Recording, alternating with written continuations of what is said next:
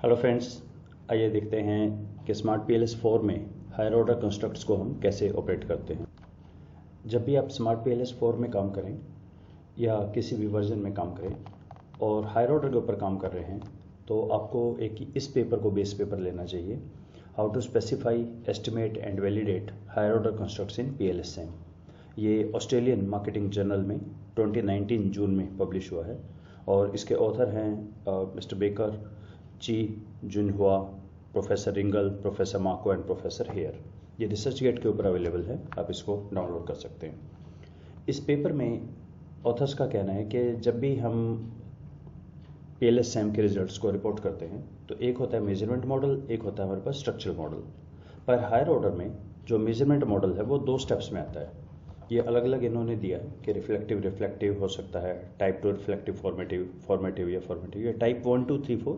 ये एक ऑथर हुए हैं जार्विस 2003, उन्होंने ये दिया था अप्रोच इनकी। और अगर आप कहीं पे भी फॉर्मेटिव यूज़ करते हैं, चाहे लोअर ऑर्डर पे या हायर ऑर्डर पे, तो उनके 4 स्टेप्स की प्रोसेस भी है जो आपको लिखना होता है कि ये फॉर्मेटिव क्यों है। हम अभी ये बात करते हैं कि यहाँ पर एक टेबल दी है इन्होंने कि क्या रिपोर्ट किया जाता है। तो जब भी आप मेजरमेंट ऑर्डर करें, पहले तो लोअर ऑर्डर के करेंगे रिपोर्ट, फिर हायर ऑर्डर के। तो यानी जैसे मेरे पास एक मॉडल है, ये service quality that is made up of tangibility, empathy, responsiveness, reliability, second order है। Reflective satisfaction made up of intrinsic and the extrinsic satisfaction, ये भी रिफ्लेक्टिव है। और रिटेंशन, इस पे हम सबसे पहले इसको रन करेंगे, स्टार्ट कैलकुलेशन। और सिर्फ लोअर ऑर्डर के जितने लोअर ऑर्डर हैं, 4 ये हैं, 2 ये, 6 और 1 7, सिर्फ इन 7 के हम रिपोर्ट करेंगे रिलायबिलिटी, वैलिडिटी वगैरह सारे। तो इसमें सर्विस क्वालिटी आपको बिल्कुल नहीं पढ़ना है, ये बिल्कुल गलत है। और सेटिस्फैक्शन ये बिल्कुल गलत है, इनको आप छोड़ देंगे। बाकी सबके जो रूटीन है 0.7 से ज़्यादा, रो 0.7 से ज़्यादा, कॉम्पोजिट रिलायबिलिटी 0.7 से ज़्यादा, AVE 0.5 से ज़्यादा।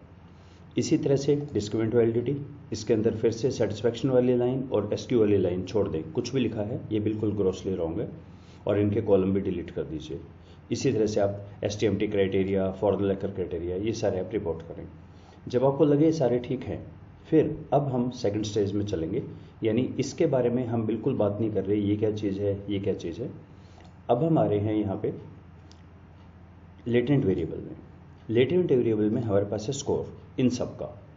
अब स्मार्ट PLS 3 वर्जन में हम करते थे, इसको कॉपी करते थे, एक CSV फाइल में उसको पेस्ट करते थे, उस नई CSV फाइल को इंपोर्ट करते थे और डायग्राम बनाते थे। वो स्टेप यहाँ अब बहुत इजी हो गया है।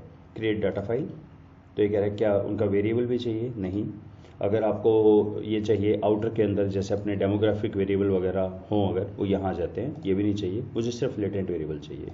क्रिएट, डन, बैक और बैक, सेव कर लें इसे। यहाँ पर हमारे पास ये आ गया है mix derived from the PLS 100 के सैंपल से। अब यहाँ पे मैं PLSM का एक नया पाथ मॉडल बनाता हूँ और इसका नाम मैं रख देता हूँ on the basis of scores में ये बना रहा हूँ। Okay, save. ऑटोमेटिकली वो आ गया है यहाँ पे डाटा 100 का, नहीं तो आप यहाँ से सिलेक्ट भी कर सकते हैं। मैं 100 पे काम कर रहा हूँ।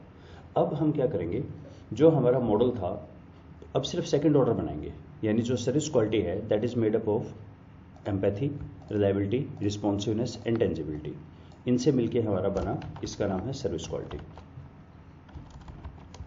क्वालिटी। और एक हमारा है इंट्रिंसिक एक्सट्रिंसिक, इनसे मिलके बना सेटिस्फैक्शन, तो इसका नाम है सेटिस्फैक्शन। और थर्ड है हमारा बिहेवियरल इंटेंशन, वो तो खुद में स्कोर है।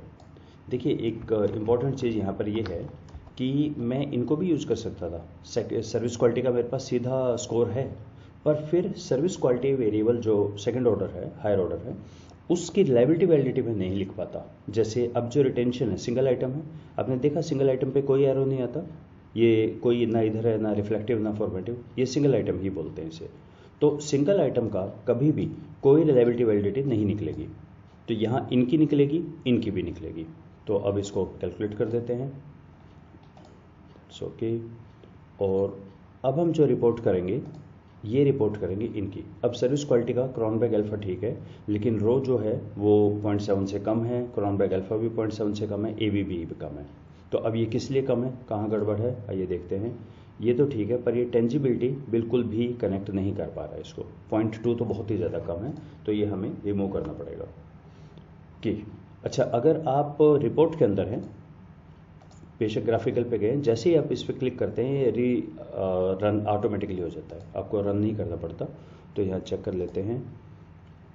ओके, ये तो ठीक हो गया है AVE, पर अल्फ़ा और ये मुझे अभी भी कम लग रहे हैं, अल्फ़ा और रो। उसका एक रीज़न ये भी हो सकता है कि ये सैंपल बहुत छोटा है, 100 का सैंपल है, लार्ज सैंपल पे ये चीज़ें ठीक हो जाएंगी। इसी तरह से डिस्क्रिमिनेंट वैलिडिटी, फॉर्मल लेकर क्राइटेरिया एंड सो ऑन। तो ये चीज़ आप रिपोर्ट करेंगे। जब आपका सेकंड ऑर्डर के भी सारे ठीक है, फिर आप इनके स्ट्रक्चरल रिलेशनशिप पे जाएंगे और आगे की बातें करेंगे, R², F², PLS प्रेडिक्ट वगैरह सब की बात करेंगे। So this was working in the 2 stage approach इसको बोलते हैं।